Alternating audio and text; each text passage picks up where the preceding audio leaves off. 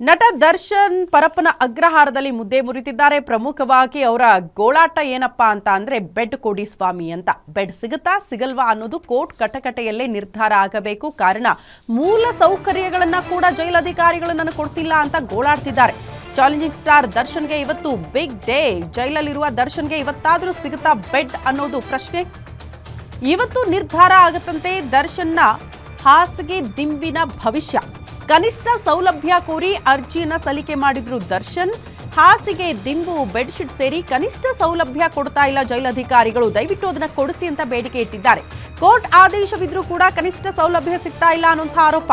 ಅರ್ಜಿಗಳ ವಿಚಾರಣೆ ನಡೆಸಿ ಆದೇಶವನ್ನ ಕಾಯ್ದಿರಿಸಿದೆ ಕೋರ್ಟ್. ಖುದ್ದು ನ್ಯಾಯಾಧೀಶರೇ ಜೈಲಿಗೆ ಭೇಟಿ ನೀಡಿ ಪರಿಶೀಲನೆ ಮಾಡುವಂತೆ ಮನವಿ ಮಾಡಿಕೊಂಡಿದ್ರು.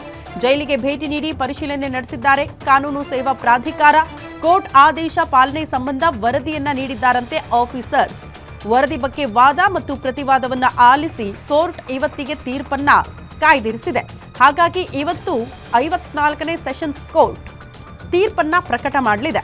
ಹಾಗಾಗಿ ಏನಾಗಬಹುದು, ದರ್ಶನ್ ಅವರ ಹಾಸಿಗೆ ದಿಂಬಿನ ಭವಿಷ್ಯ ಅನ್ನೋದು ಕುತೂಹಲ. ಕೋರ್ಟ್ ಅಸ್ತು ಅನ್ನುತ್ತಾ ಅಥವಾ ಅಲ್ಲಿರುವಂತಹ ಸೌಕರ್ಯಗಳು ಎಲ್ಲ ಕೈದಿಗಳಿಗೆ ಆರೋಪಿಗಳಿಗೆ ಏನು ಕೊಡ್ತಾ ಇದ್ದೀರೋ ಅದೇ ರೀತಿಯಲ್ಲಿ ಯಥಾವತ್ತಾಗಿ ದರ್ಶನ್ ಅವ್ರಿಗೂ ಕೂಡ ಅಷ್ಟೇ ಸೌಲಭ್ಯಕ್ಕೆ ಸೀಮಿತ ಆಗಬೇಕು ಅನ್ನುವಂಥ ಆದೇಶ ಬರತಾ ಕಾದ್ ನೋಡಬೇಕು.